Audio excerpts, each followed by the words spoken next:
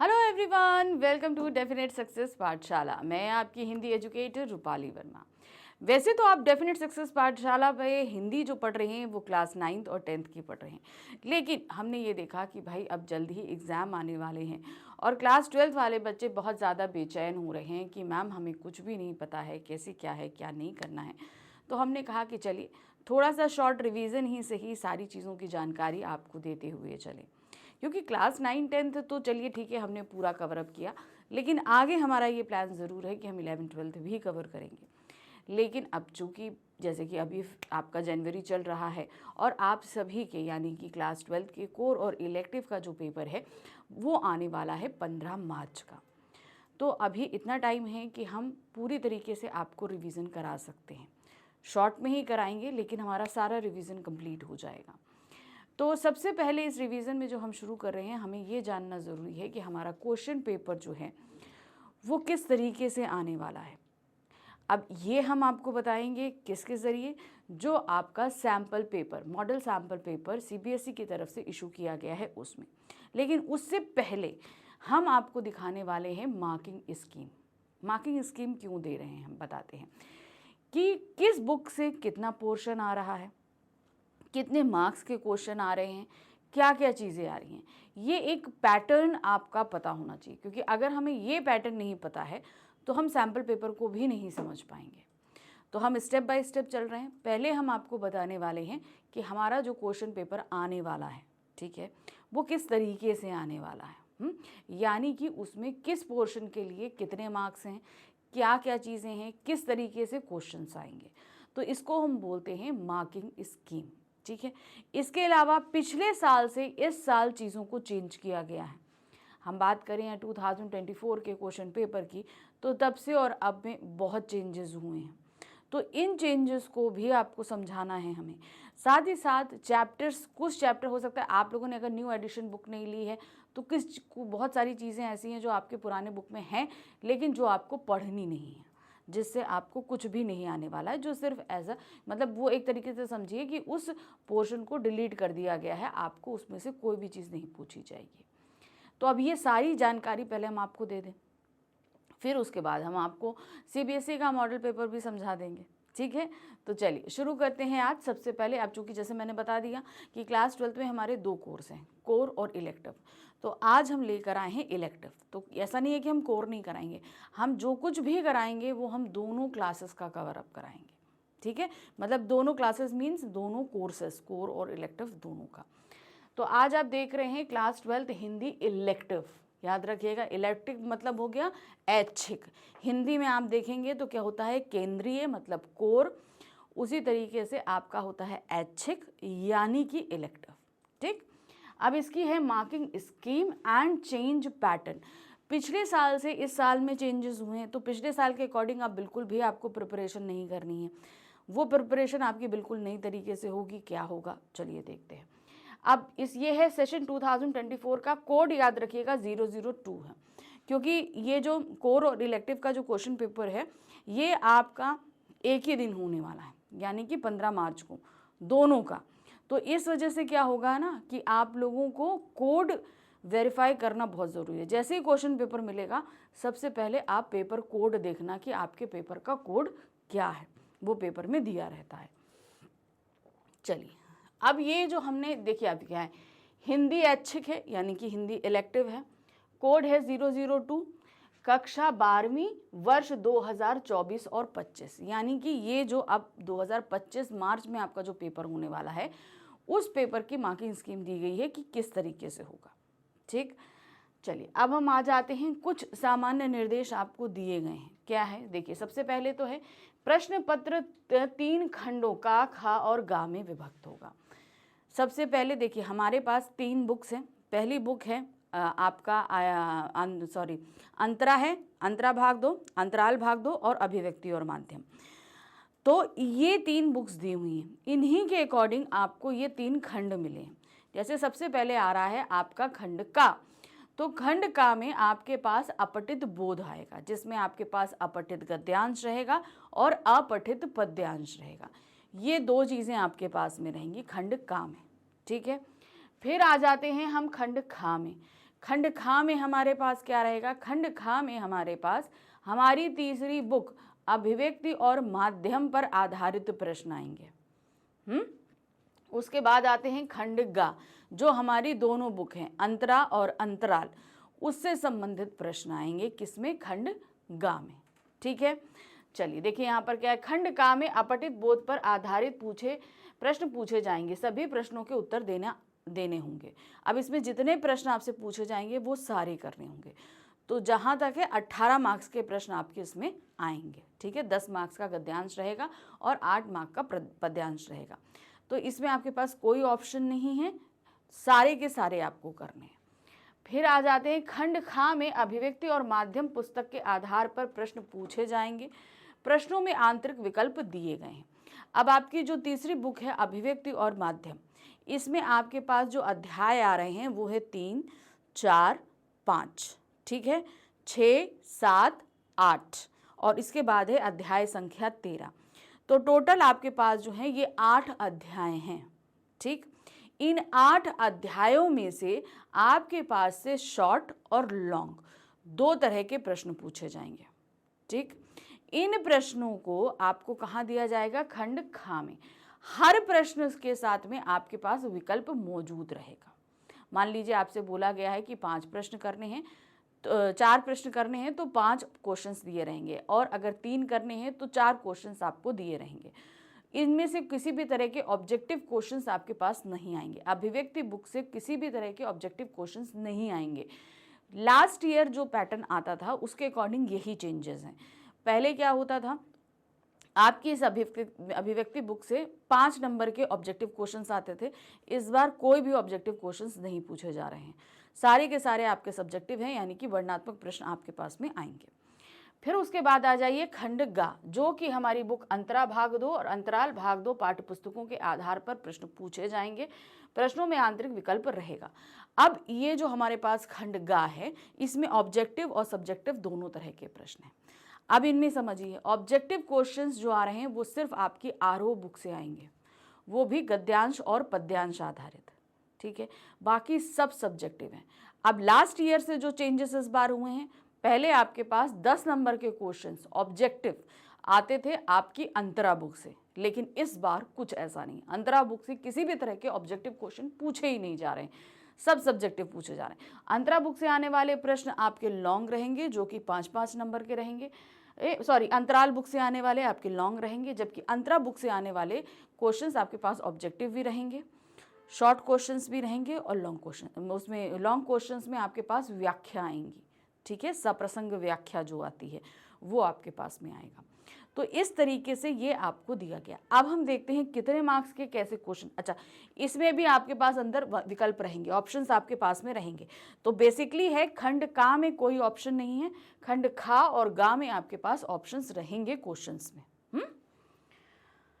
चलिए, अब क्या है देखिए, भारांक 80 मार्क्स का है, यानी कि आपको जो क्वेश्चन पेपर दिया जा रहा है वो 80 मार्क्स का है, और निर्धारित समय 3 घंटे का है। अब इसमें जरा थोड़ा सा आप ध्यान दीजिएगा, 80 मार्क्स का पेपर आ रहा है, 20 नंबर इंटरनल बेसिस पे हैं। 20 नंबर इंटरनल बेसिस पे जो आपके एग्जाम, बोर्ड एग्जाम के रहते थे पहले, जैसे 10th में हम लोग देते थे, तो वो पूरा फुल ईयर आपका वैल्यूएशन रहता था। लेकिन इस बार क्या है, जो पिछले साल से क्लास 12th में जो ये 20 मार्क्स मिलते हैं, ये आपके प्रैक्टिकल बेसिस मिलेंगे। आपको कोई भी टॉपिक दिया जाएगा, उस पर आपको अपनी फाइल रेडी करनी है, जिस पे आपका वाइवा होगा। वाइवा के लिए भी कुछ टॉपिक्स आपको प्रोवाइड कराए जाएंगे।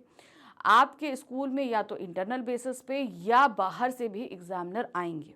ठीक है, ये वाइवा डिपेंड आपका पूरी तरीके से करेगा किस पे, कि आपको कौन कौन से टॉपिक्स प्रोजेक्ट बेसिस पे दिए गए हैं।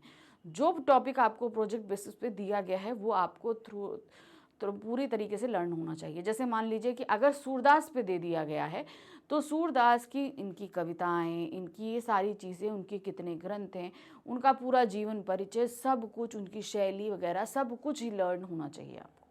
ठीक है, तो प्रैक्टिकल जो होगा आपका वो होगा बेस्ड ऑन योर टॉपिक, जो आपको टॉपिक जिस पर आपको आपकी फाइल बनाई गई है। इसके अलावा एक सेट ऑफ क्वेश्चंस भी जो एग्जामिनर आता है वो सेट ऑफ क्वेश्चंस भी प्रोवाइड करता है, करीबन आपको 50, 60 या 70 क्वेश्चंस का एक सेट दिया जाएगा। उस सेट्स पे या आपको टॉपिक्स हो सकता है, जैसे क्वेश्चंस का सेट नहीं आएगा तो कुछ टॉपिक्स भी आ सकते हैं, जो प्रैक्टिकल का तरीका है मैं बता रही हूँ, क्योंकि मैंने भी एज अ जो है एग्जामिनर बन के प्रैक्टिकल लिया हुआ है, तो जिस बेसिस पे हम लोग करते थे वो मैं आपको बता रही हूँ कि हिंदी में हम सेट ऑफ करीबन 80 क्वेश्चंस का एक बनाकर, जिस स्कूल में भी हम जा रहे हैं बच्चों का प्रैक्टिकल लेने के लिए, तो वहाँ पर वो क्वेश्चंस बनाकर प्रोवाइड कराते थे कि बच्चों को उनमें से क्वेश्चंस आएंगे। नहीं तो सेकंड ऑप्शन ये रहता है हमारे पास में कि हम कुछ करीबन 4 या 5 टॉपिक्स ऐसे दे दें जिन पे बच्चे अपना रिसर्च करें और उस रिसर्च के अकॉर्डिंग हम उनको क्वेश्चंस पूछेंगे। ठीक है, तो उसमें बच्चों की भी रिसर्च हो जाती है और हम रिसर्च करके भी बहुत सारे क्वेश्चंस बना लेते हैं, जिसके आधार पर क्वेश्चन पूछे जाते हैं। और बाकी जो आपकी फाइल है वो तो है ही है, उस पर तो क्वेश्चंस आएंगे ही आएंगे।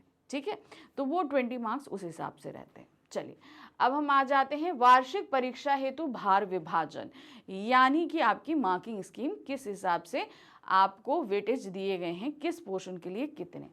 सबसे पहले हमारे पास खंड का आ रहा है, जिसमें रहेगा आपके पास में अपठित बोध। ठीक है, जो मैंने कहा था खंड का में, तो इसमें आपके 2 प्रश्न हैं। पहला प्रश्न आपके, ये पूरा आपका 18 मार्क्स का, जैसे मैंने बोला था, आपका अपठित गद्यांश 10 मार्क्स का है और अपठित पद्यांश 8 मार्क्स का है। अब बात आती है कि इसमें क्वेश्चन कैसे पूछे जाएंगे। फिर से चेंज है, ध्यान रखिए।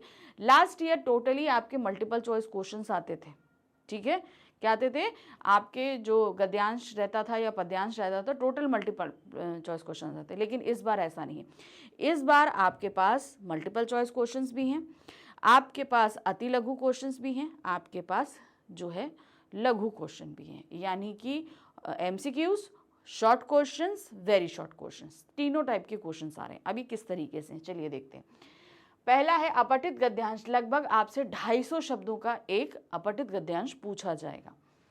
पर आधारित बोध, चिंतन, विश्लेषण पर बहुविकल्पीय प्रश्न, अति लघुत्तरात्मक प्रश्न और लघुत्तरात्मक प्रश्न पूछे जाएंगे। तो उस पूरे गद्यांश पे आधारित बहुविकल्पीय यानी कि मल्टीपल चॉइस क्वेश्चंस, अति लघु उत्तरीय यानी कि वेरी शॉर्ट क्वेश्चंस, लघु उत्तरात्मक प्रश्न यानी कि शॉर्ट क्वेश्चंस पूछे जाएंगे। ठीक है, अब इसमें जो पूछा जाना है आपका, ध्यान दीजिएगा, जो बहुविकल्पीय प्रश्न आ रहे हैं, क्या है, जो बहुविकल्पीय प्रश्न आ रहे हैं वो 1 नंबर के 3 प्रश्न आ रहे हैं। कितने आ रहे हैं? 1 नंबर के 3 प्रश्न आ रहे हैं। 1 मिनट, ओके, चलिए देखिए क्या है यहाँ पर। क्या है, जो आपके ये जैसे बहुविकल्पीय आप देख रहे हो, तो यहाँ पर देखिए ये MCQs जो आ रहे हैं, ये कितने आ रहे हैं? 3 नंबर के, यानी 1-1 नंबर के रहेंगे तो 3 ही प्रश्न पूछे गए। ये बहुविकल्पीय, ये देखिए 3 प्रश्न हो गए 3 अंक के। फिर आ जाते हैं अति लघुत्तरात्मक प्रश्न, 1 अंक का 1 प्रश्न, यानी कि आपका वेरी शॉर्ट जो पूछा जाएगा वो कितना? 1 नंबर का आएगा।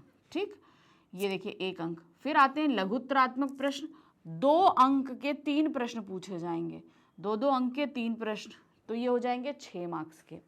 ठीक है, तो शॉर्ट जो आ रहा है वो कितने आ रहे हैं? आपसे क्वेश्चन पूछे जा रहे हैं 2, तो उसके लिए मिलेंगे 6 क्वेश्चन, 6 मार्क्स। ये देखिए यहाँ पर दिया है 2 प्रश्न आएंगे, इससे 2 प्रश्न, 2 अंक के 3 प्रश्न पूछे जाएंगे, 3 क्वेश्चंस आएंगे जो 2-2 मार्क्स के रहेंगे। ठीक है, तो इस तरीके से ये 10 मार्क्स का हमारा बन जाएगा। अब आ जाते हैं हम अपठित पद्यांश पे। यहाँ पर भी क्या है, लगभग 100 शब्दों का पर आधारित बोध, सराहना, सौंदर्य, चिंतन, विश्लेषण आदि पर बहुविकल्पीय प्रश्न पूछे जाएंगे। अब यहाँ पर क्या होगा, जैसे हमारे पास काव्य आता है तो उसमें काव्य सौंदर्य भी होता है, उसका बोध होता है, केंद्रीय बिंदु होता है, बहुत सारी चीज़ें होती हैं जिन पर हमें क्वेश्चंस आ सकते हैं। ये क्वेश्चंस आपके पास वैसे ही रहेंगे, ध्यान रखिएगा।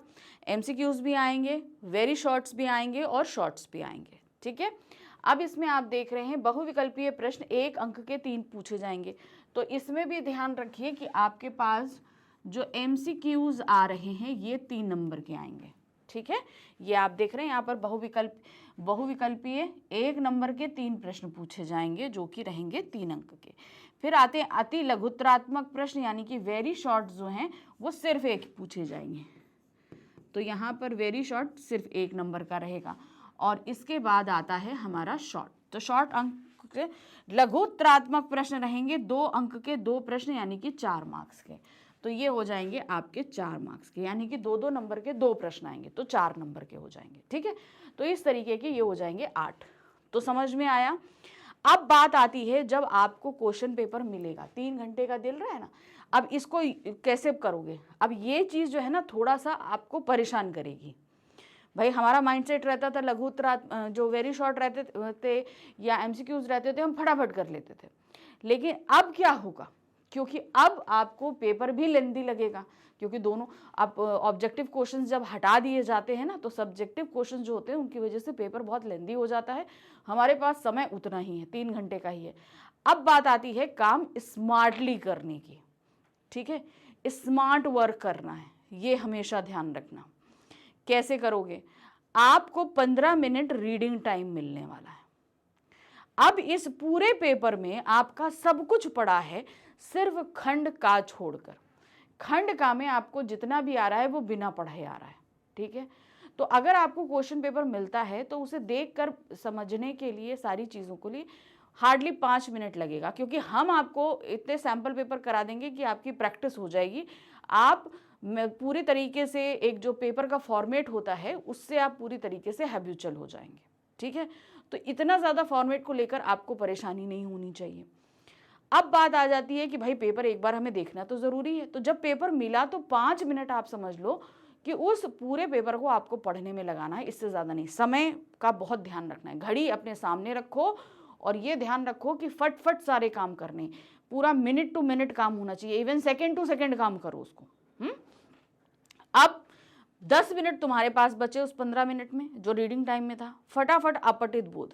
जब पहली बार 5 मिनट का जब तुम 5 मिनट जब दोगे ना पूरा पेपर रेड करने में, तो उसमें खंड का में कुछ पढ़ना ही नहीं, उसको पूरी तरह छोड़ देना। खंड खा से आप अपना क्वेश्चन पेपर पढ़ना शुरू करना, क्योंकि खंड का के लिए अभी हम 10 मिनट दे रहे हैं। 10 मिनट में आपको सबसे पहले अब उसमें क्विक काम करना है। तो जब गद्यांश पद्यांश होते हैं इनको क्विक करने के लिए आप क्वेश्चन पे आओ, पैराग्राफ में पढ़कर अपना टाइम नहीं वेस्ट करना। सबसे पहले क्वेश्चंस पे आओ, मल्टीपल चॉइस क्वेश्चन में। अब उन क्वेश्चंस को पढ़ के आंसर ढूंढो जाके अपने गद्यांश में। ठीक है, तो ये काम जब हम रिवर्स में करेंगे तो हम जल्दी कर पाएंगे। अब इसकी प्रैक्टिस हम आपको बता रहे हैं, पहले से कर लेना। ठीक है, अभी मैं क्लास 10th के भी गद्यांश पद्यांश की प्रैक्टिस करवाने वाली हूँ, उसमें भी आप ये प्रैक्टिस कर सकते हो। ठीक है, तो उसमें आप क्या करना, पहले क्वेश्चंस देखो, और या तो आपके पास में बहुत सारी बुक्स ऐसी होंगी जिसमें आपके पास जो है ये गद्यांश पद्यांश दिए होंगे, तो बस उसमें आप प्रैक्टिस करो।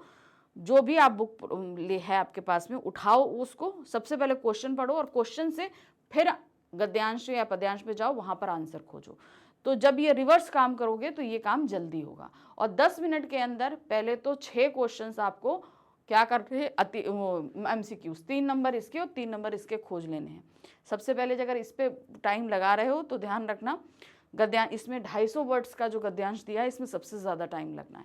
तो इसके लिए आप करोगे क्या, सबसे पहले क्वेश्चन जो मल्टीपल चॉइस क्वेश्चन है उनको कर लेना, फिर शॉर्ट और वेरी शॉर्ट को बस ये हल्का सा पेंसिल से, क्योंकि पेपर में लिखना मना होता है, कहीं से भी एक पॉइंट्स लगा कर उसके आंसर्स को मेंशन कर देना कि यहाँ से यहाँ तक ये आंसर है, और बनाने का काम आप उस समय कर लेना। ठीक है, सेम एज इट इज़ ये पद्यांश में करना। ठीक है, तो खंड का मैंने आपको समझा दिया किस तरीके से है। अब आ जाते हैं खंड खा। खंड खा हमारी जो तीसरी बुक है अभिव्यक्ति और माध्यम, उस पर पूछा जा रहा है। अब अभिव्यक्ति और माध्यम में हमारे जो चैप्टर नंबर हैं 3, 4, 5, 6, 7, 8 इलेक्टिव में ये हैं, और 13, तो ये पूरे 8 चैप्टर हैं। ठीक है, 3 to 8 एंड 13 ये चैप्टर्स हमारे किस में हैं, आपके इलेक्टिव में आ रहे हैं, जबकि कोर का अलग रहेगा। अब इस पर जो पूछे जा रहे हैं देखिए, इकाई 1 जनसंचार माध्यम। अब जनसंचार क्योंकि उसमें इकाई 1, 2, 3 के माध्यम से बटा हुआ है, तो इकाई 1 में आपके सिर्फ 3 अध्याय आ रहे हैं, 3, 4, 5। ठीक है, अब पहला आपका जो ये क्वेश्चन आ रहा है इसमें आपके पास में क्या दिया गया है, इकाई 1 जनसंचार माध्यम और लेखन पर पाठ संख्या 3, 4, 5 पर आधारित लगभग 30-40 शब्दों में अति लघु उत्तरीय प्रश्न एवं लघुत्तरात्मक प्रश्न पूछे जाएंगे। ठीक है, 1 अंक का 1 प्रश्न और 2 अंक के 2 प्रश्न रहेंगे। चलिए देखिए, अब मैं आपको बता देती हूँ। जो आपके पास में सबसे पहला प्रश्न आ रहा है वो आ रहा है आपका चैप्टर नंबर 3, 4, 5।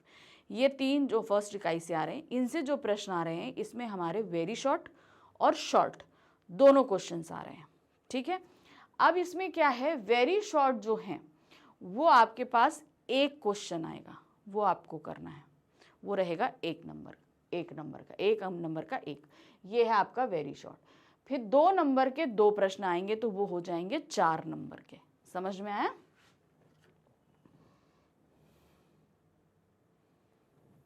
देखिए, ये आपका है 1 नंबर का 1 प्रश्न रहेगा, ये आपका है वेरी शॉर्ट। ठीक है, और 2 अंक के 2 प्रश्न जो कि रहेंगे 4 नंबर के, ये हैं हमारे शॉर्ट क्वेश्चंस। ठीक है, ये वेरी शॉर्ट क्वेश्चंस हैं और ये शॉर्ट क्वेश्चंस हैं, ये इस तरीके से आएंगे। तो 1 नंबर ये और 4 नंबर ये, तो ये बन जाता है आपका 5 नंबर का। ठीक है, नेक्स्ट आ जाते हैं प्रश्न संख्या 4। यहाँ पर भी पाठ संख्या 3, 4, 5 पर आधारित 2 लघु उत्तरीय प्रश्न पूछे जाएंगे। ठीक है, 2 प्रश्न लघु उत्तरीय रहेंगे, 3 अंक के 2 प्रश्न रहेंगे लगभग 60 शब्दों का। अब यहाँ पर ध्यान देना, ये 30-40 शब्दों का था, अब आ रहा है ये 60 शब्दों का, जिसमें आपके 3 अंक के 2 प्रश्न रहेंगे। यानी कि यहाँ पर आपको 3 प्रश्न दिए रहेंगे, आपको 2 करने। यहाँ पर कितने दिए रहेंगे? 3 प्रश्न दिए रहेंगे, जिसमें से आपको करने 2 प्रश्न हैं। ठीक है, सिर्फ 2 प्रश्न करने हैं, और इसके लिए 1 प्रश्न के लिए 3 अंक मिल रहा है, तो 2 प्रश्न करोगे तो ये हो जाएगा 6 अंक का। मगर अच्छा, इसमें एक चीज़ और ध्यान रखना, वर्ड लिमिट के हिसाब से चलना। वर्ड लिमिट कितनी दी गई है आपको? पहले प्रश्न में 30-40 शब्दों में देना है, क्योंकि जो एक अति लघु है तो उसको मान के चलना 30 शब्दों में, और जो लघुत्तरात्मक प्रश्न है उसे 40 नंबर में। ठीक है, 40 अंक शब्दों का। उसी तरीके से जो हम यहाँ पर कर रहे हैं, ये हमें उत्तर कितने देने हैं? 60 शब्दों में देने हैं। ये आपका हो जाएगा 6 नंबर का। ओके, दिए गए 3 नए एवं अप्रत्याशित विषयों में से किसी एक विषय पर लगभग 100 शब्दों में रचनात्मक लेख लिखिए। हमारे पास 3 रचनात्मक लेख के टॉपिक रहेंगे, जिसमें से हमें कोई भी एक रचनात्मक लेख करना होगा, वो भी कितना? 100 शब्दों में, जिसके लिए हमें अंक मिलेंगे 5। ठीक है, 5 नंबर का हमारा रहेगा। 3 में से जो, अच्छा, ये जो रचनात्मक लेखन में 3 में हमेशा उस चीज़ को ज़्यादा आप ऑप्ट करना जिसके बारे में आप ज़्यादा जानते हो। जिसके बारे में नहीं जानते वो ऑप्शन मत लेना। फिर आ जाते हैं पाठ संख्या 6, 7, 8 पर आधारित 3 प्रश्नों में से किन्हीं। अब ये जो नए और अप्रत्याशित विषय हैं, इसमें चैप्टर नंबर 13 हमारा आ रहा है। यहाँ इन दोनों में हमारे पास चैप्टर नंबर 3, 4, 5 आ रहा है। ठीक है, उसके बाद आ जाइए चैप्टर नंबर, ये क्वेश्चन नंबर 6 में, इसमें चैप्टर नंबर 6, 7 और 8 आ रहा है। ठीक है, तो इस तरीके से ये कवर अप हो जाएगा आपका। चलिए देखिए क्या है, पाठ संख्या 6, 7 और 8 पर आधारित 3 प्रश्नों में से किन्हीं 2 प्रश्नों के उत्तर 3 अंक इंटू 2 लगभग 60 शब्दों में देना है। तो अब चैप्टर नंबर 6, 7, 8 जो कि हमारे नाटक कहानी पर आधारित है, उसमें आपके पास में क्या रहेगा? आपके पास वहाँ पर पूछे जाएंगे 3 प्रश्न, और उनमें से आपको सिर्फ 2 प्रश्न करने हैं, लेकिन उत्तर देना है आपको, ध्यान रखना, 60 शब्दों में आपको उत्तर देना है। जो आपको 3 प्रश्नों में से 2 प्रश्न करने हैं, 1 प्रश्न के लिए आपको मिलेंगे 3 नंबर। 1 प्रश्न के लिए 3, तो 2 प्रश्न के लिए हमें कितने मिलेंगे? 6 नंबर। ठीक है, तो समझ गए, ये हमारा 22 अंक का डिवीजन है। आप 5, 5, 10 और 6 और 6, 12, तो 10 और 12 कितना हो जाता है हमारा? 22 अंक। ठीक है, तो 22 अंक का हमारा क्या आएगा? अभिव्यक्ति और माध्यम। बस इसमें थोड़ा सा आपको ध्यान रखना, जो ये वर्ड लिमिट्स दी हुई हैं, इन वर्ड लिमिट्स के अकॉर्डिंग ही चलना, इनसे ना कम जाना ना इनसे ज़्यादा जाना। जो चीज़ आपको कही जा रही है उसी पर रहिएगा। ठीक, तो अब ये हो गया हमारा खंड खा भी। अब हम आ जाते हैं खंड गा में। खंड गा हमारे पास क्या दिया गया है, यहाँ पर हमारी बुक अंतरा भाग 2 और अंतराल भाग 2 पे पूछा गया है। यहाँ पर 1 लिखा हुआ है लेकिन ये क्या है, 2 है। ठीक है, अब यहाँ पर ये आ रहा है 40 मार्क्स का। ठीक है, जरा ध्यान दीजिए, खंड का हमारा था 18, खंड खा था हमारा 22 मार्क्स का, और खंड गा है हमारा 40 मार्क्स का। अब जरा यहाँ पर देखिए 80 मार्क्स का था, तो ये आप क्या देख रहे हो, ये। ठीक है, अब ये हो गया हमारा 80, तो ये टोटल हमारा 3 खंडों में 80 मार्क्स का हो जाएगा। समझ गए। अब आ जाते हैं प्रश्न संख्या 7, 8, 9, इसके लिए भी और भी हैं। देखिए, सबसे पहला जो आ रहा है, पठित काव्यांश पर 5 बहुविकल्पीय प्रश्न, सभी 5 प्रश्नों के उत्तर देने जरूरी हैं। तो आपका जो काव्य खंड है, ठीक है, याद रखिए, अंतरा भाग 2 में जो आपका काव्य खंड है, उस काव्य खंड में जितने भी चैप्टर हैं, किसी भी एक चैप्टर से आपके सामने एक काव्यांश रखा जाएगा।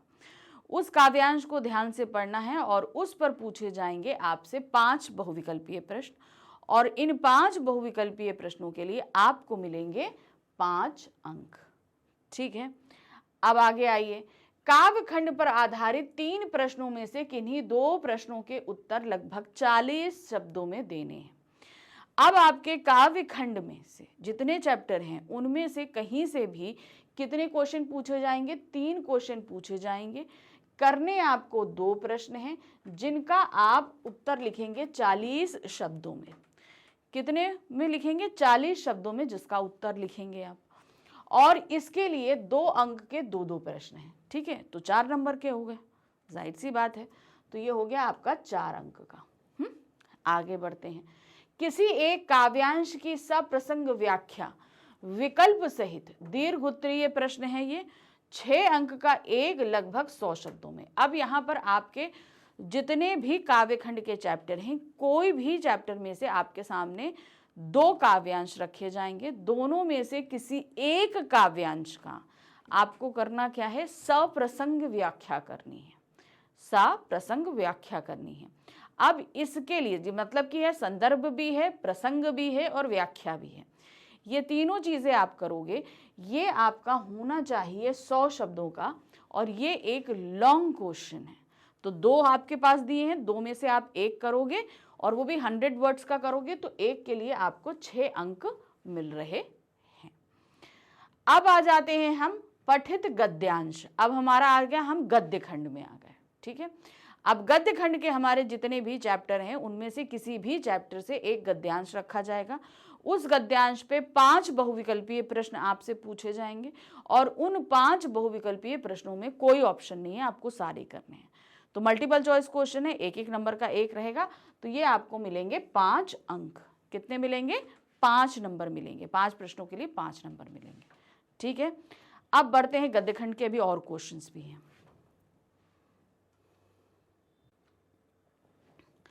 चलिए देखिए, अब आगे इसमें क्या आ जा रहा है। प्रश्न संख्या 11, 12 और 13, इसमें क्या दिया गया देखिए। अब गद्य खंड में हमारे पास एक मल्टीपल चॉइस क्वेश्चन आ गया। अब हम आ जाते हैं, गद्य खंड पर आधारित 3 प्रश्नों में से कोई 2 प्रश्नों के उत्तर लगभग 40 शब्दों में दीजिए। 2 अंक के 2 प्रश्न रहेंगे।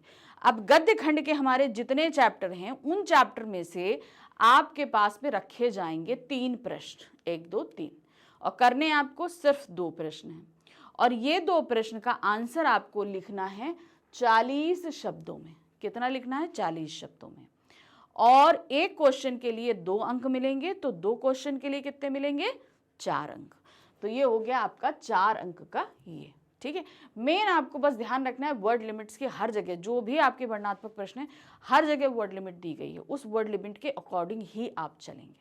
ठीक, अब आते हैं, गद्यांश की सप्रसंग व्याख्या विकल्प सहित दीर्घ उत्तरीय 6 अंक का एक प्रश्न है, लगभग 100 शब्दों में।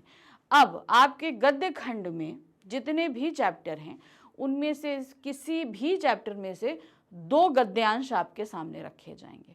उनमें से किसी एक गद्यांश की संदर्भ प्रसंग सहित जो है वो व्याख्या करनी है, यानी कि संदर्भ भी लिखना है, प्रसंग भी लिखना है और व्याख्या भी करनी है। ठीक है। और ये आप करोगे कितने, 100 शब्दों में। कितने शब्दों में होंगे ये, 100 शब्दों में होंगे। तो इसके लिए आपको कितने मिलेंगे, 6 अंक मिलेंगे। ये देखिए 6 अंक मिल रहे हैं, ठीक। चलिए अब हम आ जाते हैं अपने क्वेश्चन पेपर के लास्ट क्वेश्चन यानी कि क्वेश्चन नंबर 13 पे। यहाँ क्या दिया गया है, अंतराल के पठित पाठों पर 3 प्रश्नों में से किन्हीं 2 प्रश्नों के उत्तर लगभग 100 शब्दों में दिए जाएंगे। अब हमारी अंतराल बुक में हमारे पास 2 आई थिंक चैप्टर हैं, ठीक है। इन दोनों चैप्टर में से आपके पास 3 प्रश्न रखे जाएंगे। उनमें से सिर्फ आपको 2 प्रश्न करने हैं और उत्तर देना है आपको 100 शब्दों में। कितने उसमें देना है, 100 शब्दों में। और इसमें एक प्रश्न के लिए आपको मिलेंगे 5 अंक। तो 2 प्रश्न करोगे तो कितने मिल जाएंगे आपके पास में, 10 अंक, ठीक है। तो इस तरीके से यहां तक हमने कर लिया 80 मार्क्स का क्वेश्चन। कितना है, 80 मार्क्स का। अब हमारे पास अभी बचा हुआ है कितना, 10 मार्क्स, ठीक है। अब 10 मार्क्स में आपके ये किस पर आधारित आएंगे, पहला है आपका श्रवण और वाचन और दूसरा है परियोजना कार्य। यानी कि आपको आपके प्रैक्टिकल के लिए जो भी प्रोजेक्ट दिया जा रहा है उसके लिए आपको मिलेंगे 10 नंबर। और जो वाइवा होगा कि जिस तरीके से आपसे क्वेश्चन पूछे जा रहे हैं और आप आंसर दे रहे हो, उसके लिए मिलेंगे आपको 10 अंक। तो इस तरीके से 20 अंक आपके हो जाएंगे कहाँ, इंटरनल बेसिस पे। जो आपका प्रैक्टिकल होगा, प्रैक्टिकल बेसिस पे आपको ये 20 मार्क्स प्रोवाइड कराए जाएंगे। अब डिपेंड करता है कि आपके स्कूल में इस चीज़ की क्या मतलब किस तरीके से किया गया है, कैसे ऑर्गेनाइज किया गया है। दूसरे स्कूल से टीचर्स आ रहे हैं आपका वाइवा लेने के लिए या इंटरनल बेसिस पे हो रहा है, क्योंकि ये डिपेंड करता है आपके एरिया के अकॉर्डिंग। सीबीएसई आपको उसी के हिसाब से बताती है आपके स्कूल में आप कहाँ पर आपको प्रैक्टिकल देना है, दूसरे स्कूल से आएंगे या आपके जो इंटरनल टीचर्स हैं वही लेंगे। ये इन्फॉर्मेशन सीबीएसई के थ्रू आपके स्कूल में दी जाएगी, ठीक है। तो प्रैक्टिकल में भी जहाँ तक कंडक्ट होंगे वो अभी मेरे ख्याल से मिड ऑफ जनवरी से लेकर मेरे ख्याल से 10 फरवरी तक ये कंडक्ट हो जाना चाहिए। तो मैंने आपको बता दिया है कि आपको जो भी टॉपिक्स दिए जाएंगे ये एग्जामिनर के थ्रू प्रोवाइड कराए जाते हैं, ठीक है। क्योंकि भाई लिटरेचर जो लैंग्वेज के प्रैक्टिकल्स होते हैं ना, उनमें बहुत ज़्यादा चीज़ें वृहत होती हैं। मतलब कहाँ से कौन सा टॉपिक हम पढ़ लें, हम सारा तो नहीं पढ़ पाते। तो इसलिए ये टॉपिक्स एग्जामिनर के थ्रू प्रोवाइड कराए जाते हैं। तो इस तरीके से ये पूरा 100 अंक का पेपर है जो हमारे पास में आएगा। चलिए नेक्स्ट आ जाते हैं। अब हमारे पास जो पुस्तकें हैं वो आपको वैसे तो पता है, मैं बता देती हूँ। अंतरा भाग 2 है जो एनसीईआरटी नई दिल्ली द्वारा प्रकाशित नवीनतम संस्करण लीजिएगा। उसी तरह अंतराल भाग 2 है एनसीईआरटी नई दिल्ली द्वारा प्रकाशित नवीनतम संस्करण। उसके बाद है अभिव्यक्ति और माध्यम, एनसीईआरटी नई दिल्ली द्वारा प्रकाशित नवीनतम संस्करण। तो सीबीएसई में हमारे पास सिर्फ ये 3 बुक्स चलती हैं। इसके अलावा हमारे पास कोई भी व्याकरण या समथिंग कुछ और नहीं आता है पेपर में, ठीक है। अब इन आप में से बहुत सारे बच्चों ने तो मैं मानती हूँ कि नई बुक्स ली होंगी, लेकिन कुछ बच्चे पुरानी बुक्स से भी काम चलाते हैं, ठीक है। तो उसमें कुछ चैप्टर ऐसे दिए हुए हैं जो आपके सिलेबस में नहीं है, उनको समझिए क्या है। देखिए नोट, निम्नलिखित पाठों से प्रश्न नहीं पूछे जाएंगे। सबसे पहले आइए अंतरा भाग 2 में। अंतरा भाग 2 हमारी सबसे पहले कहाँ से शुरू होती है, काव्य खंड से। सूर्यकांत त्रिपाठी निराला द्वारा गीत गाने दो मुझे, इस पूरे पाठ को हटा दिया गया है। घटाया गया पाठ का अंश और उससे संबंधित प्रश्न नहीं आएंगे, ठीक है। तो गीत गाने दो मुझे, ये पूरा का पूरा चैप्टर हटा दिया। ना इसके पोयम से कुछ पूछा जाएगा, ना इनसे कुछ क्वेश्चंस आएंगे। नेक्स्ट है विष्णु खरे का एक कम सत्य, पूरा का पूरा पाठ हटाया गया है। केशव दास का रामचंद्र का ये भी पूरा पाठ हटाया गया है। घनानंद का सवैया घटाए, घनानंद के कवित्य आपको आएंगे लेकिन सवैया हटा दिया गया, ये ध्यान रखिएगा। घनानंद का जो चैप्टर है ना, उसमें कवित्य और सवैया दोनों हैं, तो सवैये को हटा दिया गया है। कवित्य आपके अभी भी मौजूद है। अंश है उससे संबंधित प्रश्न नहीं आएंगे। फिर आते हैं ब्रजमोहन व्यास का कच्चा चिट्ठा, तो ये हमारे आ गए गद्य खंड में। गद्य खंड में ब्रजमोहन व्यास का जो कच्चा चिट्ठा है वो पूरा का पूरा चैप्टर हटाया गया है। नेक्स्ट है रामविलास शर्मा का यथस्मय रोचते विश्वम, ये पूरा पाठ हटाया गया है। तो गद्य खंड से 2 और जो काव्य खंड है उससे 4 पार्ट्स हटाए गए हैं।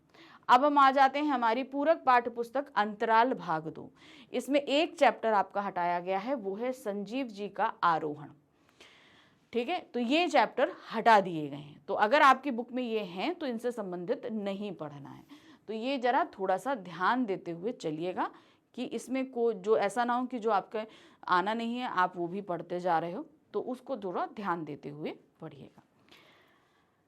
तो ये थी हमारी मार्किंग स्कीम, जिसके ज़रिए हमने देखा, समझा कि किस तरीके से यहाँ पर मार्क्स डिवीज़न हो रहा है। खंड का जहाँ 18 मार्क्स का है, खंड खा 22 मार्क्स का है, और खंड गा जो कि सबसे ज़्यादा मार्क्स का है वो है गा, क्योंकि इसमें हमारी 2 बुक्स आ रही हैं और सबसे ज़्यादा पोर्शन इससे लिया जा रहा है हमारे एग्जाम्स का। मतलब समझ लीजिए जो क्वेश्चन पेपर है उसका आधा पोर्शन, आधा मार्क्स 80 में से हाफ कितना हुआ 40, ये हमारी इन 2 बुक्स से आ रहा है। तो इनकी प्रिपरेशन आपको उसी हिसाब से करनी है। जो चैप्टर्स दिए गए हैं उन्हें आप अच्छे से पढ़िए। ठीक है, अब बात आ जाती है कि मैम आपने मार्क्स डिवीज़न तो बता दिया, लेकिन क्वेश्चन किस तरीके से पूछे जाएंगे। तो इसकी चिंता सीबीएसई अच्छी तरह जानता था कि आप लोगों को ये परेशानी होगी। तो सीबीएसई ने क्या किया, इसका एक मॉडल सैम्पल पेपर इशू कर दिया कि आपको सिर्फ एक, कहते हैं ना, एक नमूना आपके सामने प्रस्तुत कर दिया है कि कुछ इस तरीके से क्वेश्चंस आएंगे और उनके आंसर्स आप किस बेसिस पे लिखोगे, ये भी चीज़ उन्होंने बताई है। तो ये मैं लेकर प्रस्तुत होंगी अगली बार, यानी कि अब मैं आपके सामने इलेक्टिव का सीबीएसई का मॉडल सैम्पल पेपर भी सॉल्व कराऊंगी, तो उसे भी आप ध्यान से देखिएगा। ठीक है, तो उसके लिए आपको थोड़ा सा इंतज़ार करना पड़ेगा, क्योंकि नेक्स्ट वीडियो हमारा क्लास 12th कोर का मार्किंग स्कीम और चेंज पैटर्न रहेगा। ठीक है, फिर उसके बाद हम इलेक्टिव का क्वेश्चन पेपर करेंगे। ठीक है, मिलते हैं अगली बार। Thank you for watching, bye bye.